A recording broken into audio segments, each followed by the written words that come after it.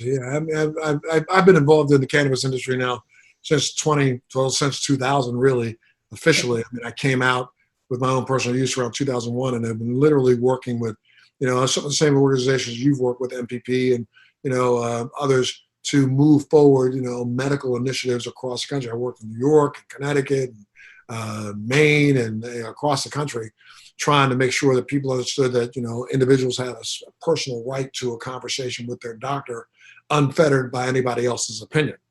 So that's why it got me involved in it. So you're looking at the stores and you're going, there's something going on here I think I might want to be a part of, right?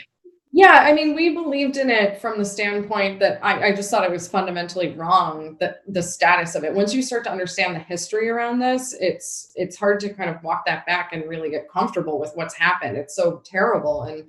And then I should also share, of course, that both of our parents passed away from cancer. And so this notion of cannabis for palliative care came up pretty early in our lives. I was 15 actually when it came up into my life. And so we had that compassionate lens.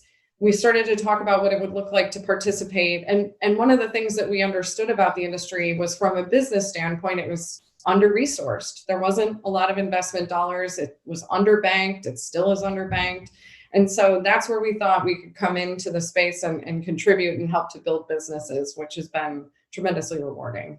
Rewarding, but at the same time, it's got to be daunting, especially when you're dealing in an industry that has federal laws that are so contradictory.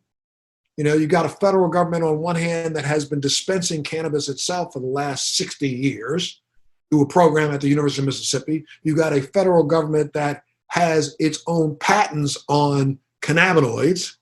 You got a federal government that has invested hundreds of millions of dollars in research in places like Israel, University of Mississippi.